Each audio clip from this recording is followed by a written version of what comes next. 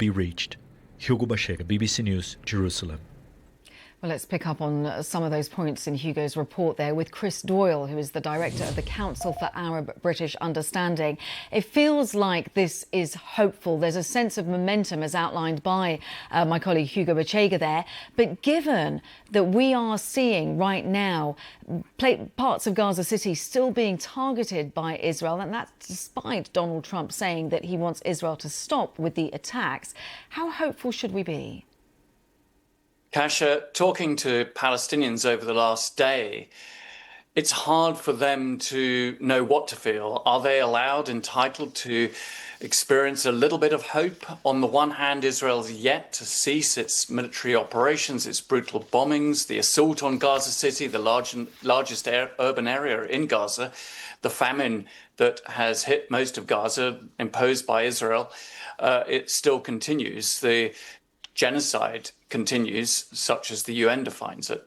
But on the other hand, Hamas has agreed to the Trump proposals, at least in part. So just maybe we will get to a ceasefire, which was broken by Israel back in March.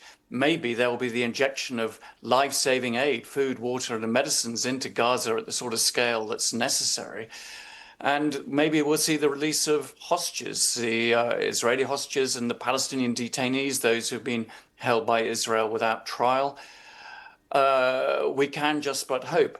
I certainly agree that there is some momentum, that President Trump has obviously put pressure on Israel now to halt these operations. But the first stage is perhaps the least difficult part of all of this. I think that going forward, and there's now going to be some renegotiations in all of this, there will still be many challenges because those Trump proposals, that 20-point plan, is so vague. It has so many holes in it that there needs to be a lot of talk about the sequencing, about exactly the timetabling of all of this between parties who have no trust for each other. There's no trust, of course, between the Israeli military and the Hamas leadership and foot soldiers on the ground in Gaza. So, yes, we can hope, but there has to be a very, very strong degree of caution here. You talk about the momentum and Donald Trump really leaning into this, but you outlined an awful lot of maybes, and arguably some of those sticking points are really important to explore. The release of hostages, yes, Hamas has agreed to that, but they also want for those Hamas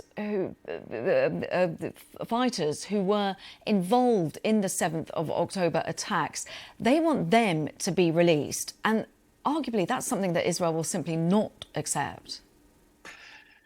Well, there is much that Israel will not accept, and there is much that Hamas won't accept. For example, Prime Minister Netanyahu said that Israel would forcibly resist the establishment of a Palestinian state. Hamas has not agreed to its demilitarization prior to the end of the Israeli occupation of Gaza. So there are still huge gaps. I would hope that the negotiators, those who are trying to fix this, will focus on those initial steps, try to get a ceasefire in place, try to get these releases of hostages and detainees and the aid in.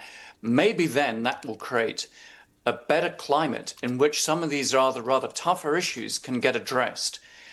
But I think also there is the really largest issue in all of this, the greatest weakness in the Trump proposals, is the complete lack of any Palestinian agency going forward for Gaza. Palestinians weren't involved in drawing up those proposals. And it's not just Hamas who opposes this, but any Palestinian leader, any Palestinian factional group, as well as Arab states, insist that Gaza must be led and governed ultimately by Palestinians. And that needs to be made very clear. But at the moment, you have a rather neo-colonial project where there will be some Palestinian technocratic administration full of apolitical figures chosen by we don't know who, but overseen, supervised by an external body, this border peace, which would have Donald Trump and former Prime Minister Tony Blair involved. Now that, for Palestinians who want freedom, who want to be able to determine their own horizon, will be completely unacceptable. I think it would be in any situation or any conflict that you would accept that. unless it was very timetabled with very clear mandate, and there's some sort of sense as to who it's answerable to. But Palestinians are capable of running their own lives, and that should flow through any plan about the future destiny of Gaza.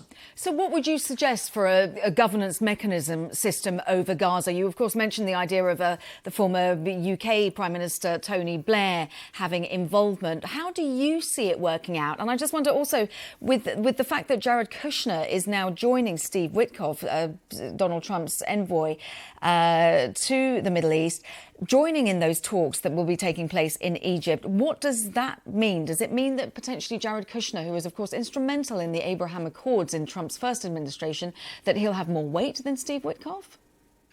Well, Jared Kushner has already been heavily involved as it is, and he was involved in the watering down of the proposals that were flying around last weekend before the meeting between Prime Minister Netanyahu and President Trump.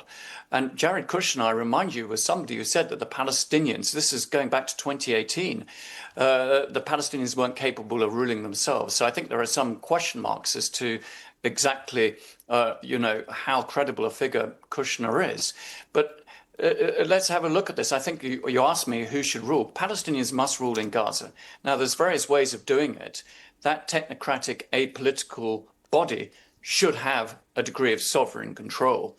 And it should be the external, ideally really through the UN, who have considerable experience in managing transitions and post-conflict situations. They've done it before in other places. One thinks of East Timor and all sorts of places. They've built up that database of expertise. But also, this agreement excludes the Palestinian Authority in Ramallah, which has some degree of legitimacy and some degree of structure to it that could play a role in Gaza.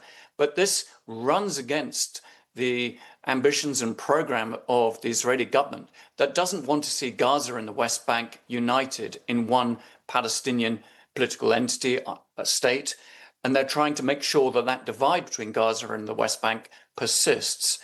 Now, that would have been a far more effective way to go forward, albeit, of course, definitely, Palestinians will be the first ones to say the Palestinian Authority needs reform. But the idea that you have an external body overseeing Palestinians in Gaza really must be sat on. It's not a workable way forward. OK, Chris, we hear your thoughts. Thank you so much for sharing them with us. Chris Doyle, Director of the Council for Arab-British Understanding. Much more on this on our website.